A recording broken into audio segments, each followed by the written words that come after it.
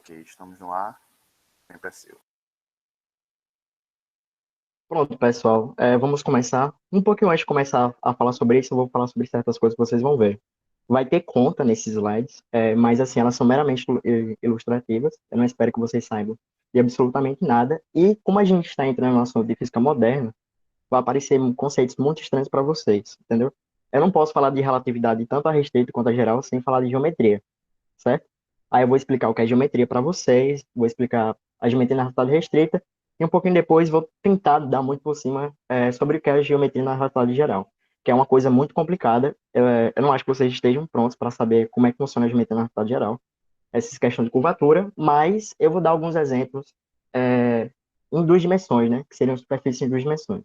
Vamos começar. Primeiramente, antes de começar a entrar na relatividade restrita, eu tenho que falar de Newton, obrigatoriamente, né, para vocês saberem, assim, contexto histórico, como se deu, no caso, como surgiu a relatividade restrita. Preciso falar sobre como é que era a relatividade em Newton, como é que a mecânica newtoniana foi construída. E eu tenho que falar algumas definições, por exemplo, o que é espaço-tempo? Espaço-tempo, aqui, esse slide aqui não vai ter gráfico, alguns slides vão ter gráfico, mas eu quero que vocês imaginem o espaço-tempo como sendo um plano cartesiano, x, y, só que x e y sendo coordenadas espaciais, e você tira um terceiro eixo, certo? Um eixo temporal. Ou seja, você tem dois eixos espaciais, um eixo temporal. Tem três dimensões, certo? E um evento, definir o que é um evento agora. Um evento é um ponto no espaço-tempo, um ponto que vai ter três coordenadas, uma temporal, uma e duas espaciais. Pronto. Agora vamos falar sobre a estrutura casual. O que é casualidade, gente? É relação de causa e efeito, certo? O que vem antes e o que vem depois. Porque isso é muito importante para separar o que acontecia na teoria de Newton e o que aconteceria na relatividade de Einstein. Aí vocês têm que saber como é que funciona a teoria de Newton para realmente começar a entender como é que funciona a teoria da relatividade de Einstein, né? Relatividade, né? O conceito já diz muita coisa, que é por exemplo, o tempo começa a ser relativo, mas eu vou falar isso lá para frente. Aí pronto, como eu falo aqui no slide, eu falo que P é um ponto no espaço-tempo dotado de três coordenadas. E, em relação à estrutura casual dele, você só pode ter três opções exclusivas para dois eventos que ocorrem no espaço-tempo. Dois eventos, eu já falei, gente. É, eventos com coordenadas temporal e dois parciais. Um evento P e um evento Q. Os dois têm coordenadas nessa estrutura. Como é que eles estão relacionados agora? Como é que a gente sabe se um é causa e o outro é efeito? Só pode acontecer três coisas. É possível para um observador corpo material ir do evento Q para P, na qual Q está no passado de P, certo? É, essas concepções vão precisar que vocês pensem muito, porque a gente vai falar de passado, futuro e presente. São conceitos muito importantes para você entender a teoria.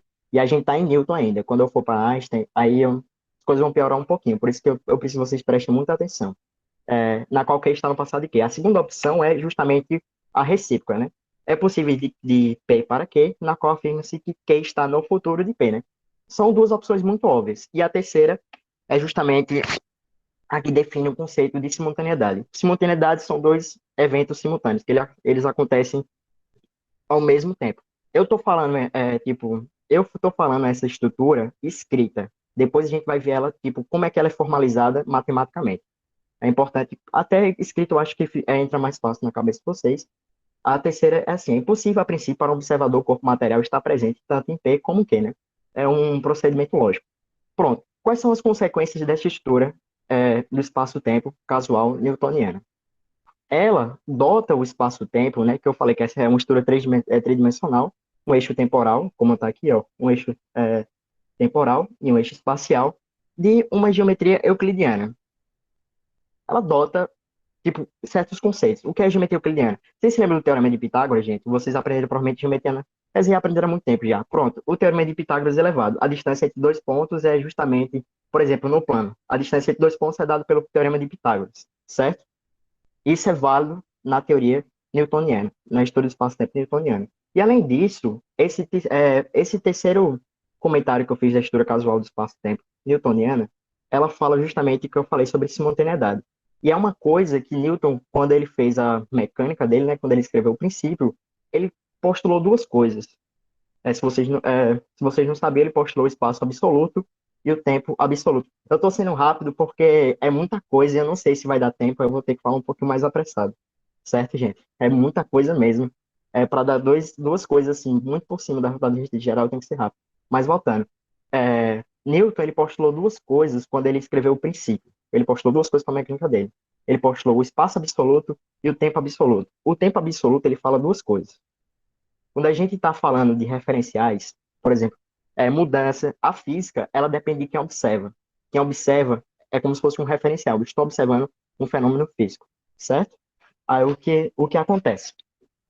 Na mecânica newtoniana, como o tempo é absoluto, ele é igual para todas as pessoas que observam, entendeu? Essa é a definição do tempo absoluto. Ele é igual para todas as pessoas que observam. Ou seja, essa superfície aqui que eu fiz no gráfico, que é chamada superfície de simultaneidade, ela fala o seguinte: se você pegar um tempo físico no tempo e acontece, por exemplo, o que eu falei, os eventos P e Q, eles são simultâneos, significa que eles são simultâneos para todos os observadores que veem ele. Ou seja, se você pegar um. Eu estou num laboratório aqui na Paraíba, o outro cara está num laboratório lá no Japão, por exemplo. Se a gente vê que dois eventos são simultâneos, sei lá, uma colisão de partículas, ele também vai ver que a colisão de partículas vai acontecer no mesmo tempo, certo? Essa é a noção de tempo absoluto. Essa é a noção de simultaneidade na teoria newtoniana, gente, certo? Essa é a noção da estrutura casual. Aí, como eu já expliquei essa estrutura casual newtoniana, a gente vai para a relatividade restrita. Eu poderia falar muito mais, mas como isso não cabe muito no escopo dessa apresentação, eu não vou falar sobre muito a estrutura casual. Espero que vocês tenham entendido. Vamos para a relatividade restrita. Antes de entrar realmente nas coisas da relatividade restrita, isso aqui é meramente ilustrativo, tá, gente? Vocês não precisam nada, eu vou falar tudo. Todas as contas que tiverem aqui, eu vou explicar tudo o que está acontecendo. Antes de entrar na relatividade restrita, eu tenho que falar outra coisa. Na época que Newton criou a mecânica newtoniana, ele não sabia de um fato muito importante, que era, por exemplo, não tinha se medido na época a velocidade da luz. E até porque a velocidade da luz é uma coisa muito grande, né? 300 micrômetros por segundo.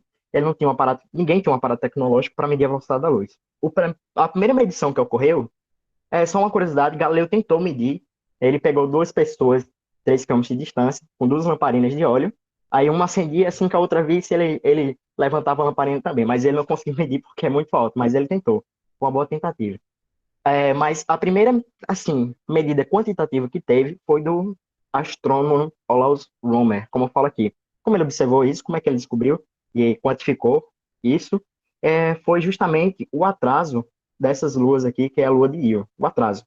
Por quê? Vocês percebem que o eclipse aqui, olha essa distância, o eclipse aqui, quando a Terra está aqui, ele ocorre num tempo T. Mas quando o eclipse ocorre quando a Terra está no lado mais distante de Júpiter, ele vai, obviamente, ocorrer no tempo maior, sabe? Por quê? Claramente, a distância que a luz vai percorrer vai ser maior. Aí ele percebeu isso, ele percebeu que o eclipse de Io estava atrasando 22 minutos, que é uma coisa muito estranha, né? E se eu estava atrasando 22 minutos, que é isso? Aí a primeira coisa que ele pensou, deve ser porque a velocidade da luz tem um limite, e justamente esse atraso da distância para ela chegar na Terra. Aí ele quantificou isso, ele chegou assim, um resultado um pouquinho distante da realidade. Na época ele chegou, acho que 220 mil quilômetros por segundo, mas foi a primeira medida quantitativa.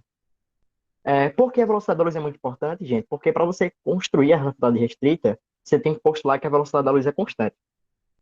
Eu vou falar como é que isso contraria a teoria de Newton depois. E outra coisa aqui, né? Porque além de ter descobrido a velocidade da luz, não se sabia que a luz era uma onda eletromagnética.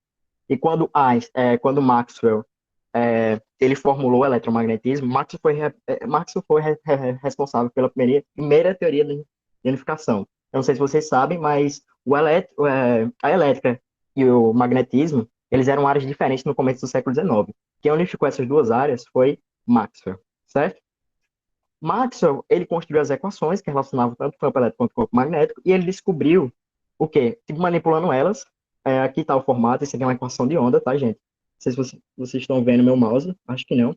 Tudo bem. Essa primeira equação aí que aparece é uma equação de onda. Ou seja, quando ele fez escrever as equações dele, ele percebeu que aparecia uma equação de onda. E aí eu vou falar para vocês uma coisa, o que é uma onda, né? Por exemplo, nesse caso aí do campo elétrico e campo magnético. Uma onda seria, por exemplo, assim, o que é responsável por produzir o campo elétrico? É justamente uma carga elétrica, pode ser um elétron. E o que? Se a gente deslocar esse elétron, por exemplo, se for um movimento periódico, ele vai começar a alterar em cada ponto do espaço os valores do campo elétrico e, consequentemente, do campo magnético, pela lei de indução de Faraday, certo? Aí ele varia. Ele varia. Só que, como você tem uma equação de onda associada e uma velocidade a ela, Vamos dizer que esse ponto está lá distante, está no outro lado da galáxia. Essa variação que o elétron fez pela oscilação vai demorar um certo tempo para variar o outro ponto que está lá distante, sabe? Que essa variação vai chegar e vai flutuar quando a onda chegar. É justamente isso. Onda é uma perturbação, certo? Isso é importante porque isso contraria um pouquinho, quando eu vou falar de gravitação, o porque a força gravitacional da gravitação universal de Newton, ela contrai não, né? Tipo, ela contradiz a relatividade restrita. Eu vou falar posteriormente. Essa noção de onda é muito importante. Aí vamos lá.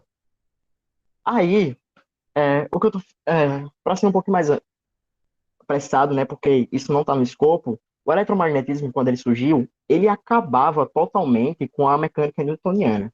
Por quê? A mecânica newtoniana não está nesse slide, mas posteriormente vou falar do princípio da relatividade. A mecânica newtoniana, ela foi construída em cima de um princípio, que é chamado esse princípio da relatividade. Ele fala o seguinte: as leis da física, como depende de quem observa, elas são iguais para todos os referenciais inerciais. Só que o eletromagnetismo, eu não sei se vocês tiveram contato com a lei de indução de Faraday no ensino médio, acho que sim, mas fala que se você tiver uma variação do campo elétrico, você produz um campo magnético, entre aspas, é isso, entendeu? Certo? Aí o que acontece? Os referenciais, eles estão ligados de uma forma que, por exemplo, um em relação ao outro tem que estar em velocidade constante ou em repouso. Mas se um referencial, por exemplo, um referencial ele está observando uma carga, a carga está em repouso, um elétron está em repouso, certo? E o outro, um outro referencial inercial que ele está relacionado com ele, em movimento v constante, ele vê essa carga, a carga vai estar em movimento. Se a carga está em movimento, ela vai produzir um campo magnético. Ou seja, as leis da física mudam para cada referencial. No caso do eletromagnetismo, gente. Que estranho, né? Tipo, em um referencial você só tem a carga em repouso e só tem um campo elétrico. Na outra você tem um campo elétrico e magnético. Essa é a primeira contradição, assim, é a primeira quebra, são as primeiras falhas da mecânica newtoniana que você começa a perceber. Isso é importante, é sempre, tipo, é período de revolução, períodos que a física tem que ser, assim, passar as fronteiras. Aí, voltando, eu falei aquela estrutura casual de Newton, em relação à terceira, que eu falei da simultaneidade, o espaço-tempo, que agora a gente vai chamar de espaço-tempo lorentziano, ele é diferente. A estrutura de simultaneidade dele é diferente. Por quê? Porque entrou outro fator muito importante, que é justamente o fato da velocidade da luz ser uma constante. Aí o que acontece? Em relação a três, ainda, tipo, de P e Q serem dois eventos, você não pode estar nos dois ao mesmo tempo, você tem mais três categorias em relação a três. A primeira é eventos posicionados na fronteira do conjunto de pontos AP, forma chamado cone de luz futuro, ou seja, o ponto P no espaço-tempo, ele vai emitir radiação eletromagnética. E essa radiação eletromagnética vai fazer o famoso cone de luz, que é essa estrutura aqui, ó, gente. Certo? Isso aqui é um evento no espaço-tempo, ele está na origem, e ele vai produzir esse cone aqui, que é justamente o cone de luz, que é uma superfície que eu vou falar mais a respeito. Eu não sei se está complicado, mas enfim, é uma superfície, vou falar, por exemplo, essa parte do cone de luz futuro é justamente ó, o evento aqui, aqui é o eixo do tempo, e tudo que acontece depois dele está dentro desse cone de luz aqui, né? E eles estão interligados casualmente. Aqui é o futuro, certo, gente? Qualquer evento que esteja no futuro desse ponto aqui, ele vai estar sempre no futuro. Esse aqui é uma chamada de superfície absoluta. Superfície absoluta. E aqui no passado, aqui embaixo desse plano que vocês estão vendo, define um passado absoluto. Qualquer evento que aconteceu antes de P vai estar sempre no passado de P, certo? E fora desse cone aqui, eu vou mostrar primeiro o cone para vocês terem uma imagem. Acho que é mais fácil vocês entenderem isso por imagem. Tá vendo que fora desse cone aqui tem esse espaço vazio aqui? Os eventos que acontecem fora desse cone, elas não têm. Foi mal, gente, minha gata aqui deu um murro no celular. Os eventos fora desse cone aqui, elas não estão ligados casualmente. Por quê? Eu vou explicar o porquê. Os eventos fora desse cone são objetos que ultrapassaram a velocidade da luz. Quando isso acontece, elas não têm uma estrutura casual bem definida. Casual que eu falo assim, né? Por exemplo, quando eu falei esse futuro absoluto, quando você muda de referencial, essa questão de referencial é muito importante, gente. Quem observa o fenômeno é importante. Qualquer mudança de referencial, por exemplo, se você está vendo uma coisa que está acontecendo no futuro, nesse novo espaço-tempo, você mudar para qualquer referencial, vai estar sempre no futuro. Só que quando está e no passado reciprocamente. Só que quando está fora desse cone, você não tem uma estrutura casual definida. Tipo, pode estar no futuro, pode estar no passado e pode estar no presente. Mas uma partícula material nunca conseguirá nem alcançar a velocidade da luz. Então, todos os corpos materiais eles têm uma ligação casual. Isso é importante. E outra coisa, só para voltar aqui eu falei, né, dessa parte 3 que é a estrutura fora do cone, eles são chamados tipo espaço relacionados a pé, certo? Que eles não são ligados casualmente, eles são chamados tipo espaço. Um pouquinho mais rigoroso, mas enfim. E para vocês terem noção, eu falei da simultaneidade em Newton, né? Quando a gente mudava de referenciais, você via dois eventos, eles sempre ocorriam iguais em todos os referenciais. Para vocês verem como as coisas são diferentes na relatividade restrita, até a simultaneidade ela começa a ser relativa. Qual é o exemplo disso? O exemplo disso aqui vai ser. é, eu fiz essa figura aqui, né? Que é um experimento. Você tem, por exemplo, isso aqui é para ser um raio no lado esquerdo, no ponto A, e um raio no ponto B. O raio, no cara que está em repouso aqui, que é o OE, os raios vão cair no mesmo. Por exemplo, ele está em repouso. Quando os raios caírem, para ele, os raios vão cair ao mesmo tempo, certo, pessoal? Mas o cara que está no trem, em movimento para a direita, ele vai ver o tipo, qual dos eventos vai chegar primeiro para ele. O evento que vai chegar primeiro para ele vai ser justamente o evento B. Por quê? Porque o trem está indo de encontro com ele. E aí a radiação eletromagnética, né, a luz vai chegar nele primeiro e vai trazer informação que o raio caiu em B. Primeiro. E depois A. Ou seja, os eventos eles não são mais simultâneos. A simultaneidade era relativa. Tá vendo? Outra divergência de Newton. Certo, pessoal? Para vocês verem como a estrutura do espaço-tempo ela é diferente. Aí, vou entrar numa parte aqui um pouquinho mais complexa, que é justamente. Não é. Eu pensei que já era parte de geometria, né? Mas ainda bem que não é. Aí aqui eu escrevi a definição de referenciais inerciais e a definição do princípio da relatividade de Galileu. Referenciais, eu já falei, né? Essa noção de referenciais é muito importante. Referenciais inerciais, aí aqui está escrito, né? São referenciais em quais toda partícula isolada descreve o movimento retilíneo uniforme. Retilíneo uniforme é ou velocidade constante ou está em repouso. E o princípio da relatividade galileana, que Einstein ele adotou para construir a teoria da relatividade restrita. Ela fala que, é o que eu falei, né? As leis da física são as mesmas de todos os referenciais inerciais. É assim que você constrói a teoria. Aí, eu falei da estrutura casual, vamos ver como é que isso é formalizado matematicamente. É muito simples, tá? Não tem nenhuma conta, agora não tem nenhuma conta difícil aqui. Ó, aqui são dois referenciais, né? Tá certo? Esse eixo aqui, ó, x, y, z, é um referencial, o outro com x', y' e z' é outro referencial. Como eu falei, a definição de referenciais inerciais são as quais a partícula isolada, uma partícula isolada é aquela que você não tem forças atuando sobre ela. E eles estão relacionados justamente com a velocidade v constante, certo? É assim que eles se relacionam, os referenciais. Na mecânica newtoniana, os referenciais eles se transformam dessa seguinte forma. Sabe, se você quiser ir de um sistema de coordenadas para outro, entendeu? Se você quiser ir do referencial z para o z', é assim que funciona, entendeu? Matematicamente. E para você ver como essa noção do tempo absoluto está intrinsecamente ligado na teoria newtoniana, veja que o tempo T' é igual a T. Isso fala que o tempo é absoluto, o tempo é igual para todos os referenciais. Quando, na verdade, isso não é verdade, certo? Isso não é verdade.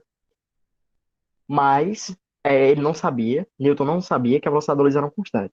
E para vocês terem noção como isso é estranho, é tipo assim, quando a gente, indo um pouquinho para você ver como é que contradiz a teoria newtoniana. Quando a gente está, a lâmpada lá em cima, quando eu tô movimentando para a lâmpada, em sentido dela, a velocidade da luz vai chegar, mesmo que eu esteja indo para ela, a velocidade da luz vai chegar na mesma velocidade para mim, vai ser a velocidade c, entendeu? Ela não se altera. Era para ela vir mais rápido, porque eu tô indo para ela. Entendeu? Era para ser a velocidade da luz mais a minha velocidade relativa em relação à lâmpada, certo? Ou seja, tem a minha velocidade de movimento e a dela, para vocês verem. Era para acontecer isso, mas não acontece, a velocidade da luz é constante. E é experimentalmente comprovado pelo experimento de Michelson-Morley, que ele utilizou um interferômetro no final do século XIX para ver se a velocidade da luz tem uma direção assim. Enfim, o experimento é bem mais complicado, eu não vou falar sobre isso aqui, Mas voltando, para vocês verem nessas transformações de referenciais aqui, isso aqui na mecânica newtoniana está implícito esses conceitos que Newton escreveu no livro dele. E agora, vamos finalmente construir a nossa teoria da relatividade restrita. Ela é construída em cima de dois postulados. Einstein, ele conservou o postulado, assim, um princípio de relatividade de Galileu. Ele falou assim, as leis da física elas têm que ser para iguais em todos os referenciais inerciais. E o segundo postulado é que a velocidade da luz ela é constante, medida em referencial, ela é constante, independe do observador e da fonte emissora, certo? Com esses dois postulados, ele refez a mecânica newtoniana, porque as coisas são diferentes. Quando você considera que a velocidade da luz é constante, o tempo começa a ser relativo. Eu não, eu não, eu não fiz um slider assim, não peguei uma figura para mostrar como o tempo é relativo, mas eu vou dar um exemplo. Por exemplo, se eu vejo aqui que eles começam na mesma origem, certo? A origem O aqui, no tempo t que é igual a t', estão no ponto zero. O que acontece?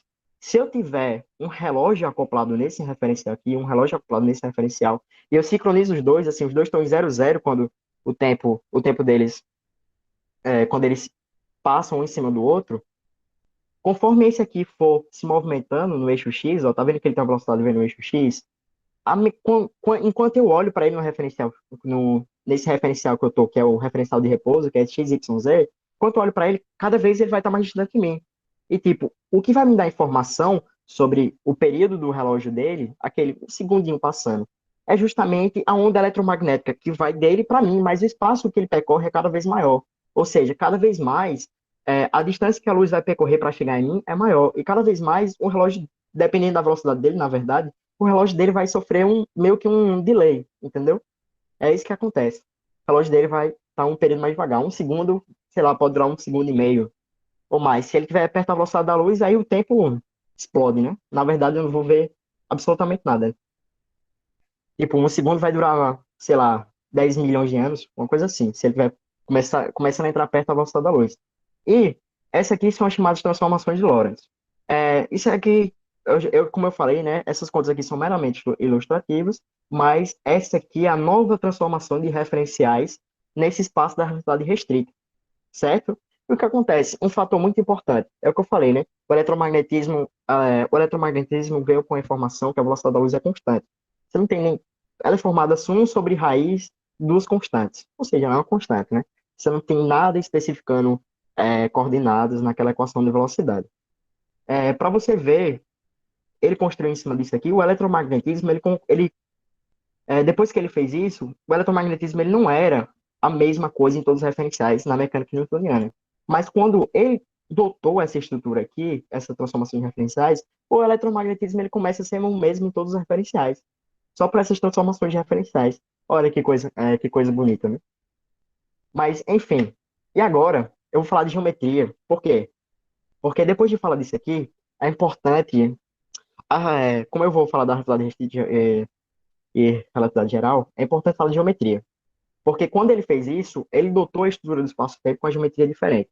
Eu falei no começo que a geometria de Newton, né? Você pega um tempo t assim, um espaço, ele era euclidiano. Ou seja, as coisas são bem, bem simples, sabe? Dois pontos assim, o teorema de Pitágoras vale. A distância mínima entre dois pontos é uma reta, certo, gente? Eu vou explicar porque depende da geometria. A distância de dois pontos, a distância mínima entre dois pontos não é uma reta. Depende muito da geometria. Aí esse aqui é um assunto bem mais complexo, mas eu tentei, de certa forma, mostrar para vocês como é que funciona isso. A geometria, ela é construída em cima dos postulados de Euclides. O primeiro postulado, você consegue traçar uma reta. Você tem dois pontos, você consegue traçar uma reta ligando os dois.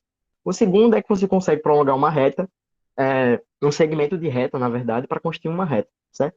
Um segmento de reta infinito. Enfim. O terceiro é dado um ponto qualquer, é possível construir uma circunferência com centro no ponto e raio arbitrário. O quarto, todos os ângulos retos são congruentes. E o cinco, que é importante. Por quê? O cinco trouxe muita repercussão no mundo da matemática. Na verdade, a geometria é uma das três grandes áreas da matemática e ela foi muito tiranizada. Por quê? Esse quinto postulado, ele é muito delicado. Porque as proposições primeiro, que você não consegue provar ele, nunca conseguiram provar esse quinto postulado, ou seja, tem algo de errado. E todas as proposições, é porque assim, a estrutura matemática é meio que uma estrutura bem definida, né? Você tem umas axiomas, aí você tira os postulados, e a partir dos postulados você tira proposições.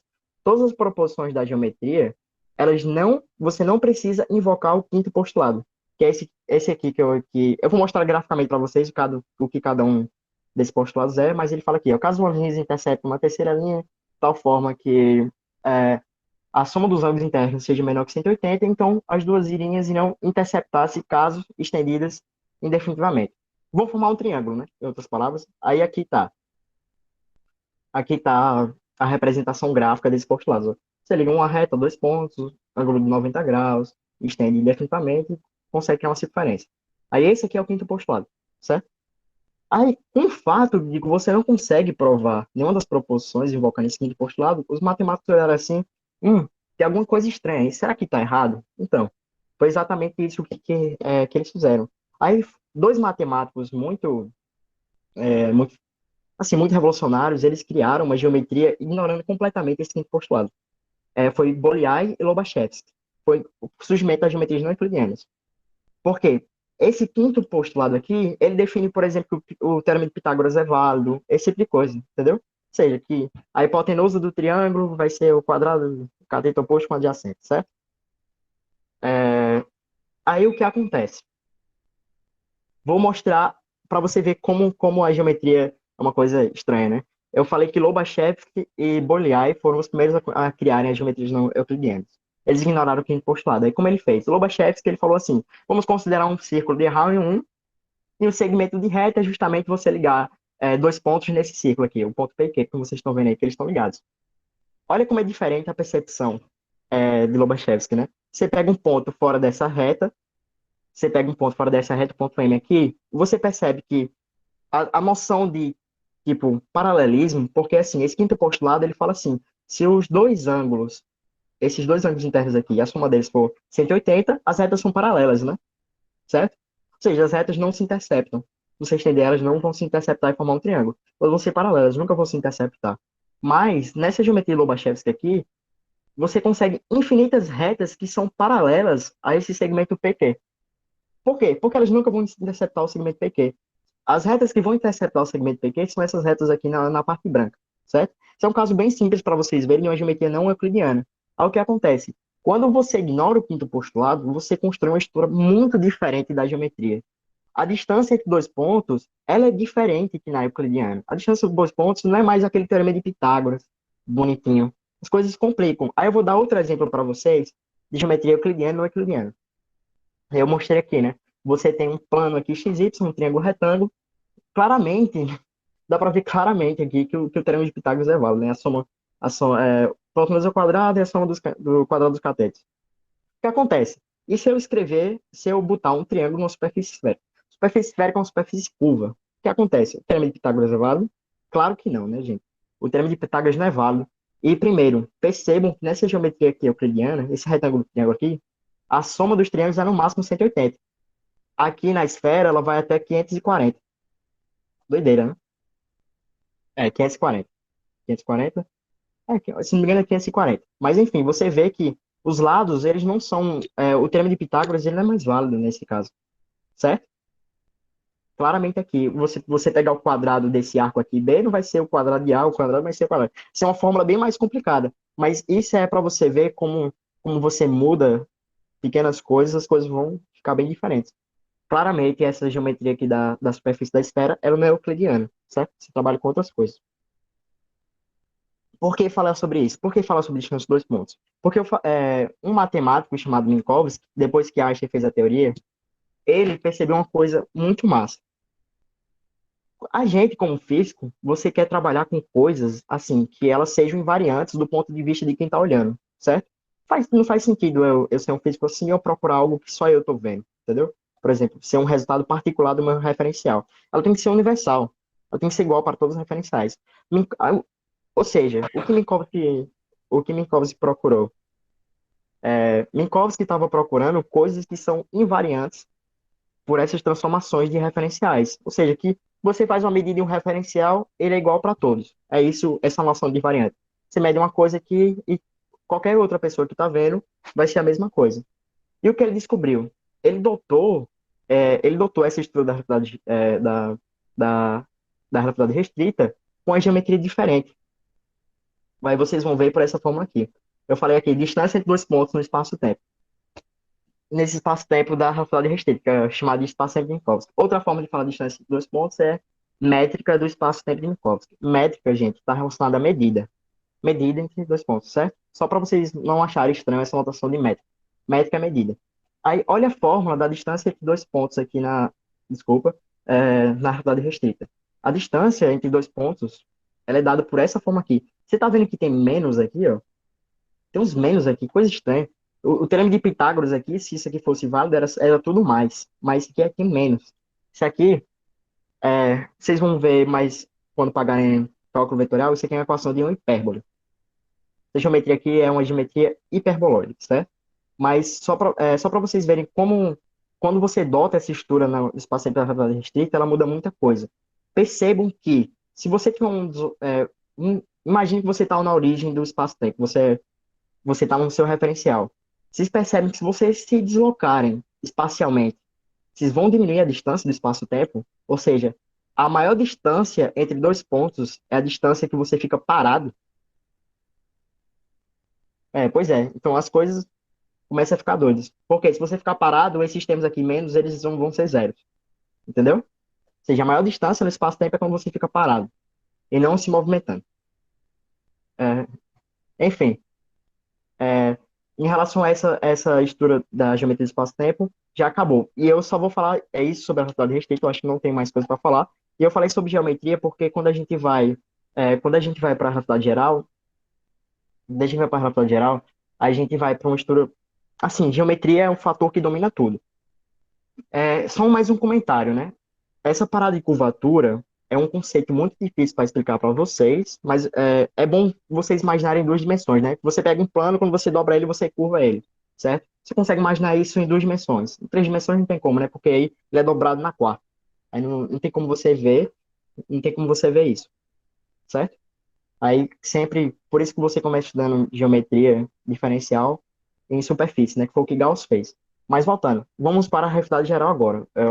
Essa parte da relatividade restrita, eu acabei. Qual é o incentivo para falar da relatividade geral? Percebam que tem um problema muito grande com a relatividade restrita. O problema está justamente que as leis da física só são iguais em referenciais inerciais. E aí, como é que a gente sabe que um referencial é inercial? Então, aí as coisas ficam doidas. Newton, na teoria dele, ele falou assim: referenciais inerciais são os que estão em repouso ou em movimento retilíneo uniforme em relação ao espaço absoluto. Que eu falei, né, gente? Ele postulou o espaço absoluto. É, ele postulou o espaço absoluto. Aí, como ele descobria que um referencial inercial é o famoso experimento do balde. Mas antes de ir por experimento do balde, eu vou falar sobre referenciais não inerciais. É, claro que a gente está no referencial não inercial, né? A gente está em rotação ao redor do eixo da Terra, certo? Tem um movimento de rotação e translação em torno do Sol. Ou seja, não estamos muito longe de ser um referencial inercial, sim, num ponto na Terra, muito longe. Mas o que acontece quando você está observando eventos físicos no referencial inercial? Eu ilustrei aqui, ó. Isso aqui são coisas que eu acho que todo mundo entende. Aqui tem dois referenciais e um está acelerado em relação ao outro, né? Um tem uma aceleração A em relação ao outro. Aí percebe que o X aqui, o X desse referencial aqui vai ser justamente a posição X', né, desse referencial aqui, mais a distância entre os referenciais, que é justamente esse S aqui, tá, pessoal? O outro, né, como ele só está se movimentando em torno do eixo Y, fica tudo normal, ó. Y igual a Y', Z igual a Z', T igual a T', certo? Aqui a gente está trabalhando com Newton ainda, porque aqui a gente vai ver referenciais, né, não inerciais em Newton. Depois a gente vai para a ideia de referenciais não inerciais na relatividade. Enfim, eu acho que vocês aprenderam a derivar, né? E você sabe que a derivada da posição é a velocidade e a derivada da velocidade é a aceleração. Quando você deriva duas vezes aqui, você vai ter justamente aqui a aceleração em respeito a esse referencial, aqui a aceleração da partícula que você está observando em respeito a esse referencial aqui, e aqui a aceleração justamente que aparece em relação aos dois referenciais, certo? Aí o que acontece? Quando você aplica a segunda lei de Newton, você vai ter esse fator extremo aqui. Quando eu estou observando esse referencial acelerado, aparece esse termo aqui, que é MA. são chamadas assim, muitas pessoas falam que são forças ficcionais, né? Forças inerciais. Parece uma força inercial.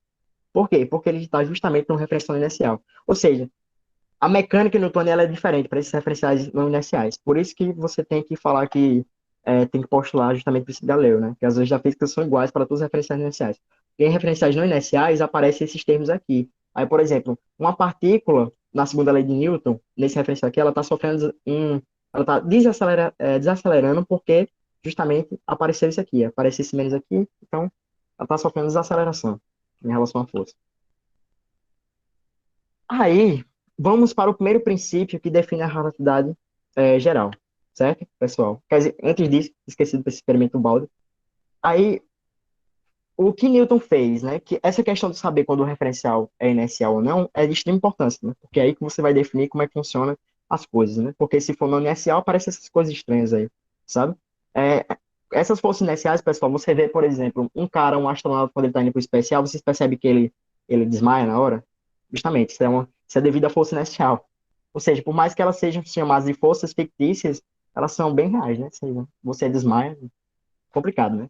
Mas, enfim, Newton, ele para descobrir se um referencial é inercial ou não, ela fez o famoso, claro que isso é experimento de pensamento, né? Ele só pensou, ele nunca executou isso, eu acho. Com certeza não. Que é o experimento do balde, para falar sobre isso. Aí, o que acontece? Tem quatro etapas.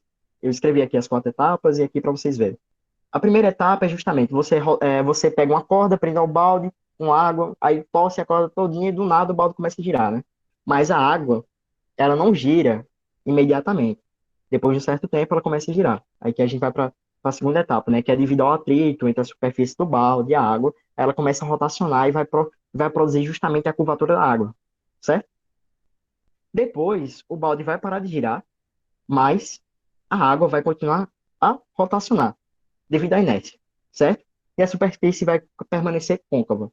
E por fim, os dois vão estar em repouso, tanto a água quanto o balão vão estar em repouso. O que Newton falou?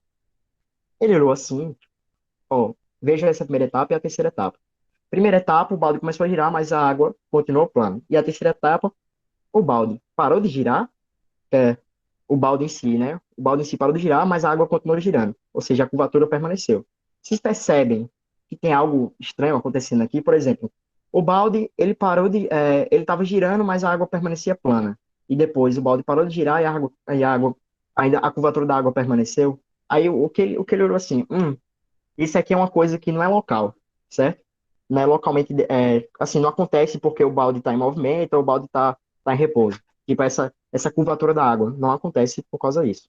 Aí ele pensou o quê? Ele falou assim, um referencial inercial é justamente aquele, no caso, um referencial acelerado é justamente, nesse caso aí em específico, essa curvatura é devido à rotação da água em respeito ao espaço absoluto, que é um espaço meio abstrato, né? O espaço das ideias.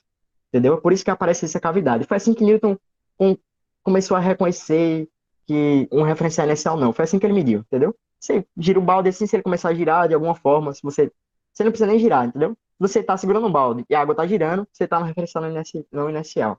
E o outro, se você tiver acelerado para frente, aí você está com o balde. Aí vai ser esse segundo caso aqui. Percebe que a superfície está inclinada? Aí pronto, você reconhece que está no referencial não inercial. Essa foi a maneira de Newton pensar assim, né? Reconhecer como a gente acha um referencial não inercial. Como é que a gente sabe se a gente está no referencial não inercial ou não? O que acontece? Mach, que eu vou falar agora, que é um dos princípios que Einstein se baseou para construir a relatividade geral, falou assim, ele fez uma crítica, né? Ele falou, não faz sentido você falar isso.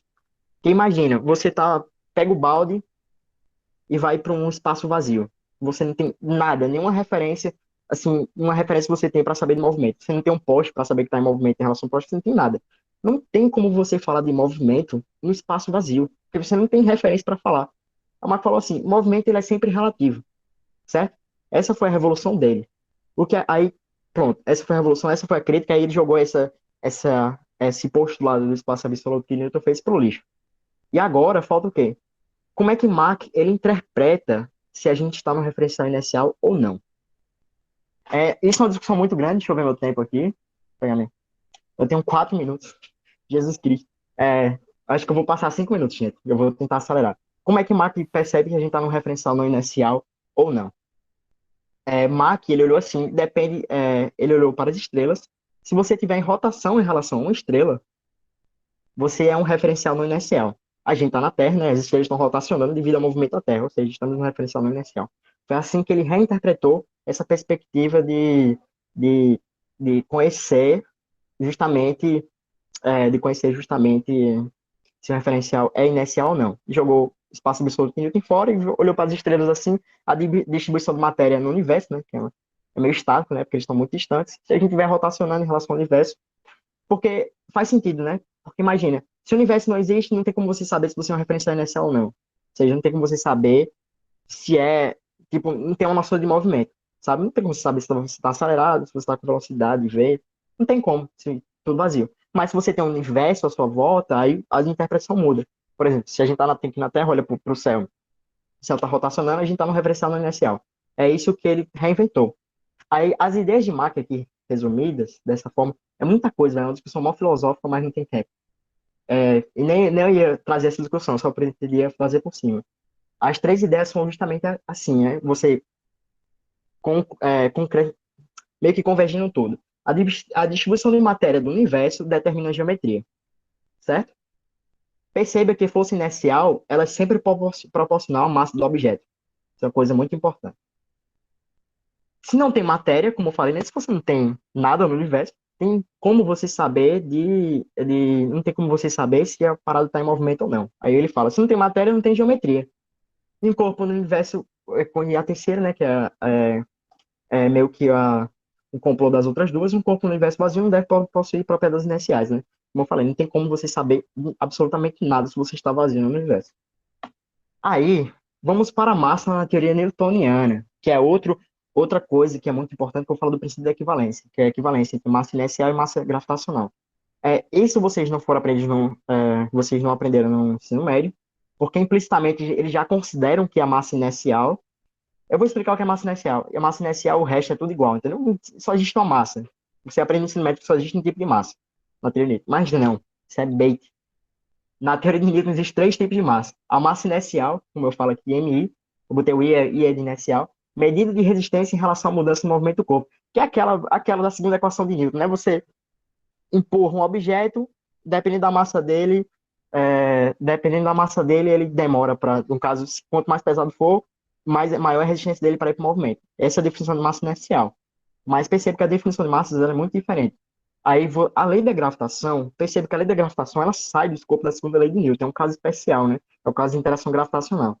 A lei da gravitação, coisa caindo bem. A lei da gravitação ela é diferente, né? Ela tem aquele formato, não parece em absolutamente nada com a segunda lei de Newton. Ou seja, não faz sentido você igualar aquelas massas, aqueles conceitos de massas, se os dois conceitos de força são absolutamente diferentes. Aí, em relação à lei da gravitação, você tem mais duas massas. A massa gravitacional passiva, MP, medida de reação de um corpo em relação a um campo gravitacional. Ou seja, quando você bota um corpo assim de teste, um corpo de teste no campo gravitacional, ele vai se sentir atraído, né? Por exemplo, pelo Sol, a gente se sente atraído pelo Sol. Aí essa é a medida de massa. E a massa gravitacional ativa, que é a que gera o campo gravitacional. São três conceitos de massa completamente diferentes. E vamos ver como é que eles estão entrelaçados. Porque na teoria newtoniana, por exemplo, que eu vou mostrar primeiro para falar sobre isso. Falei aqui, né? Você tem duas partículas de massas inerciais MI1 e MI2 e massas gravitacionais passivas MP1 e MP2, certo? E elas são colocadas no campo gravitacional, ou seja, elas vão cair, né? Essa é a definição de Newton, né? As coisas caem no campo gravitacional, elas vão cair. O que acontece? Você tem essas equações aqui de movimento. Gradiente de θ, gente, θ cara, esse é um conceito complicado, mas θ é o potencial gravitacional. Isso aqui é praticamente G. Esse gradiente de θ aqui é G, na verdade, tá? Gradiente de θ é G. Eu botei assim porque eu sou otário. É, Percebam que essas são as duas equações. Aí, o resultado experimental que dá é que A1 vai ser igual a A2. Quando dois corpos caem, eles caem na mesma aceleração. E a gente tem essa relação da massa inercial, e a massa passiva, certo? E é igual a 1. Só que se não fosse igual a 1, ou seja, se é igual a 1, quer dizer que elas são iguais, certo? A massa inercial e a massa passiva fosse igual. Mas se não fosse igual, a mecânica newtoniana, isso não terá em nada a mecânica newtoniana, certo? Em nada. você só teria alguns efeitos estranhos acontecendo, se não fossem iguais. Mas em relação à mecânica newtoniana, se elas fossem diferentes, não ia alterar em nada. E eu não escrevi a parte da relação da massa gravitacional passiva e ativa aqui, mas é da mesma forma que você constrói essa aqui, sabe?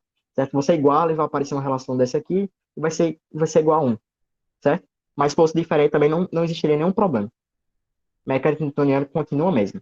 Por quê? Esse princípio ele é muito importante, porque ele vai falar que massa gravitacional, por exemplo, vai falar, por exemplo, que basicamente que esse princípio da equivalência, ele fala basicamente que força, eu vou entrar agora no princípio da equivalência, na verdade, ele vai falar praticamente que força gravitacional e força inercial são equivalentes, pô.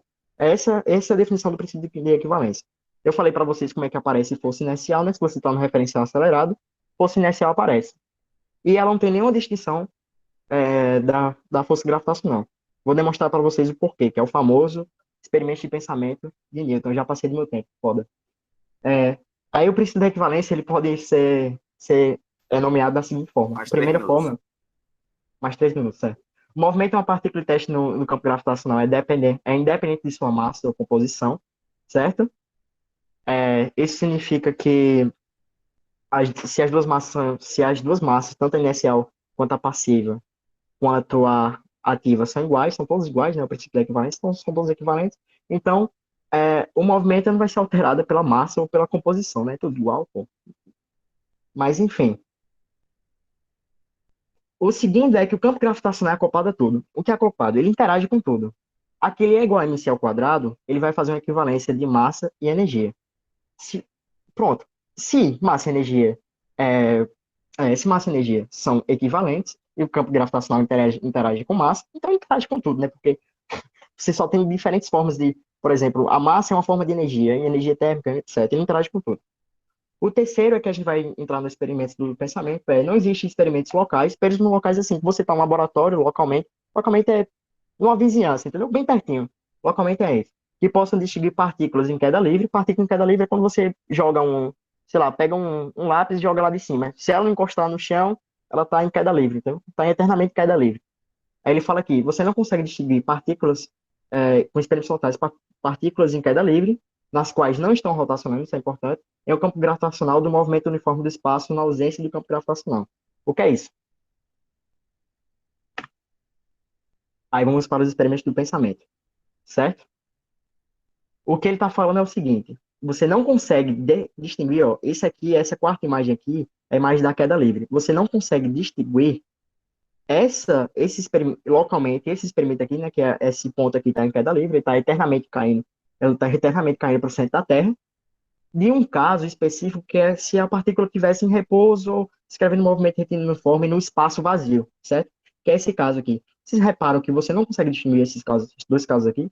Por exemplo, é, esse aqui está no espaço vazio, né? Você percebe que o ponto está em repouso em relação ao homem, em relação a tudo aqui, né? O ponto está em repouso em relação ao homem. E esse aqui está caindo, sei lá, lá da estratosfera. E, tipo, você percebe que o ponto, ele continua em repouso em relação ao homem. Tá vendo que as duas coisas são meio que iguais, certo?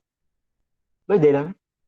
Aí o quarto, que é o último, para vocês verem essa igualdade de força inercial e força gravitacional, é um referencial linearmente acelerado em relação ao referencial inercial na relatividade especial é localmente idêntico a um referencial em repouso no campo gravitacional.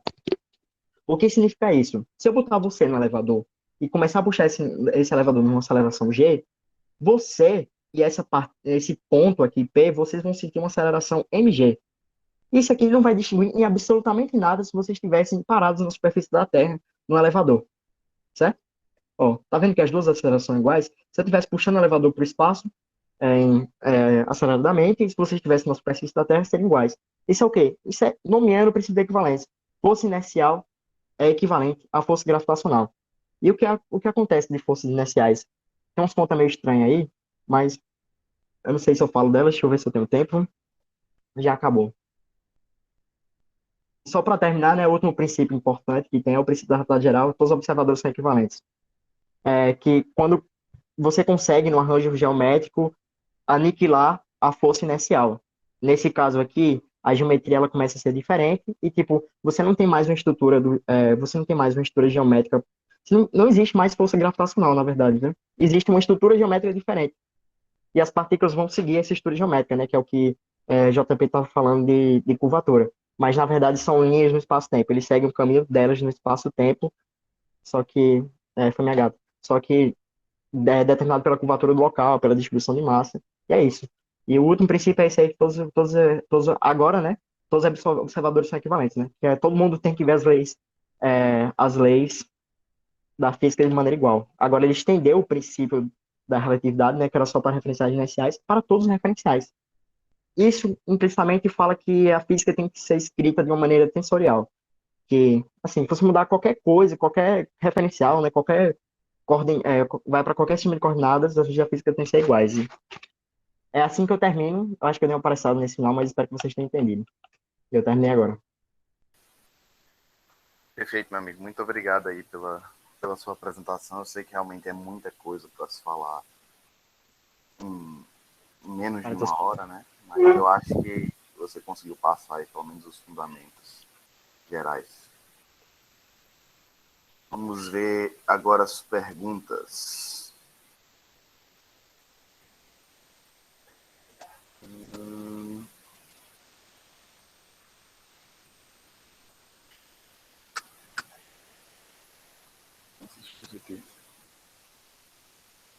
Jefferson dos Santos perguntou: na relatividade usa-se muito geometria diferencial? A relatividade, ela é construída toda em cima de geometria diferencial. O que JP está falando de curvatura, na verdade, você bota um corpo massivo no espaço-tempo e ele deforma todo o espaço. É como a imagem da superfície que ele fez, ele deforma a superfície. O que acontece? As propriedades, a distância dos dois pontos, ela vai ser diferente para cada ponto. Ou seja, você lida com geometria. A realidade geral é geometria diferencial. Aquela equação de Einstein é uma parte só matemática, que é a parte relacionada à curvatura, e a outra parte é a distribuição de matéria do universo. Uma parte é matemática, outra parte é física. E a parte matemática é de geometria.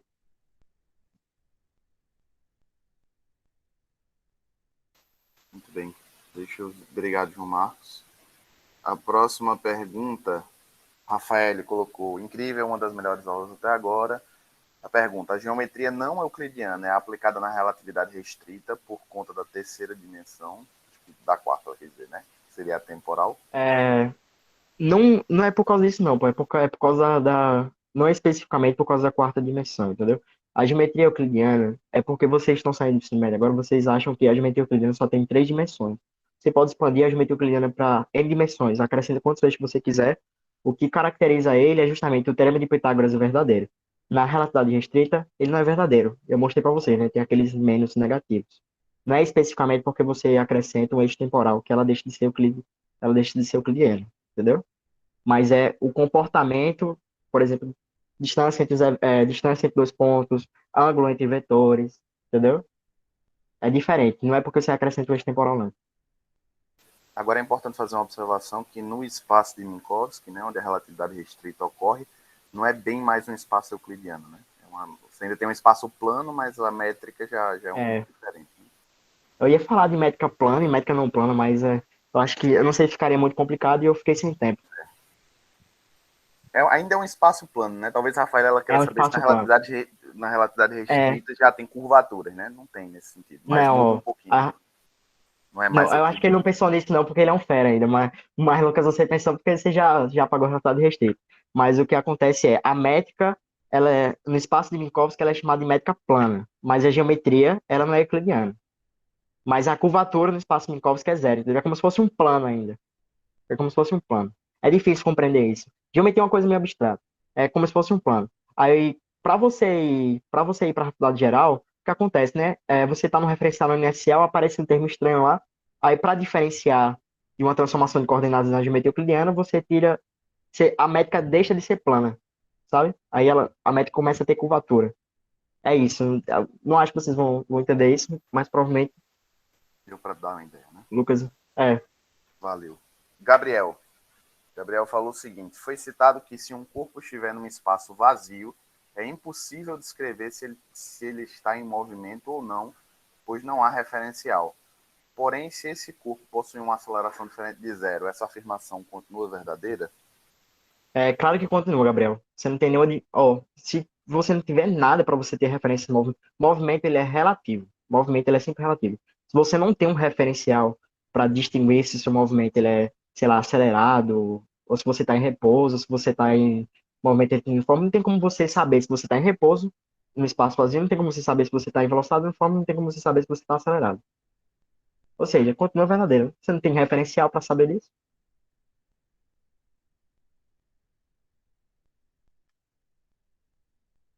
Perfeito. É, Tiago perguntou: gostaria de saber se isso vai ser revisto no curso ou temos que ir já sabendo disso?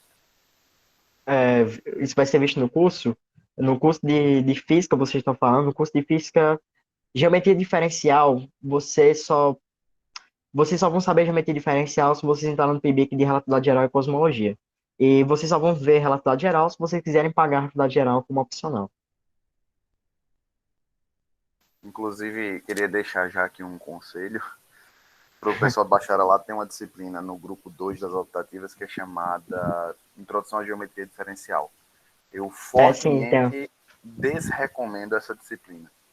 Oxi, Ela é dada estritamente para os matemáticos e vai envolver uma série de pré-requisitos que a gente não vê, apesar de, na nossa grade, dizer que é uma disciplina que você pode pagar a partir de cálculo 3. Eu falo por assim, experiência própria que não é uma boa experiência. Então, assim, se você está interessado em relatividade, eu acho que o conselho de João Marcos é o melhor de todos. galera, é uma Paga a coisa. relatividade restrita, paga a relatividade geral, vai para um PIBIC, para um grupo de pesquisa, você vai obter o que você precisa da geometria diferencial para a relatividade, mas eu não recomendo pagar o curso da matemática de geometria diferencial. É, eu não recomendo pagar nada da matemática assim se você não tiver um certo afinco. Por exemplo, geometria diferencial é sempre bom você ter um referência. Eu aprendi com o Romero. Aí, quando ele falava as coisas, ele falava como um físico vê, né? Tipo, você vê uma curva assim, a partícula está acelerada, a geodésica é a curva que a partícula não é acelerada, entendeu? A gente estuda superfície. Aí, matemática, se eu fosse ver isso em matemática, era uma coisa completamente diferente. Era teorema, blá blá blá, aí prova de teorema, blá blá blá. É muito diferente, é muito mais desgastante. É só para quem quer passar por desgaste. Perfeito. Só complementando, a Rafael ela perguntou no finalzinho, só complementando a pergunta, se licenciatura também pode, né? No A caso da licenciatura licenciatura. você pode Não, pode pegar falar. tudo, pô. Assim, na extraordinária, né? Normalmente, pô, esse curso de introdução relatividade geral é um opcional. Você pode pegar, mas normalmente eu acho que é oferecido para o pessoal de bacharel. Mas na extraordinária você pode pegar. Acho assim, né? Tipo, o pessoal do CA pode ter mais informação, mas creio que Não você vale. possa. Para o pessoal da licenciatura, essas cadeiras elas não valem como parte de conclusão do curso. Você pode pegar se você for curiosidade, mas não vale. Só para o pessoal do bacharelado que elas vão valer como optativas. Né? Essa seria a resposta. Bem, encerramos as perguntas por aqui. Também já estamos batendo aí 8 horas em ponto. Quero Pronto. agradecer novamente ao João Marcos aí pela excelente aula. Tenho certeza que ele é solícito aí. Quem quiser saber mais alguma coisa, pode procurar ele. Ou estou mentindo? Certo. Estou Obrigado, certo. pessoal. Tá bom? Então valeu, gente. Vou encerrar aqui a gravação e nos vemos amanhã. Lembrando, a partir de amanhã é só uma aula, certo? 19 horas. Estamos aqui para a aula de astronomia e astrofísica, tá bom? Valeu, gente. Até amanhã.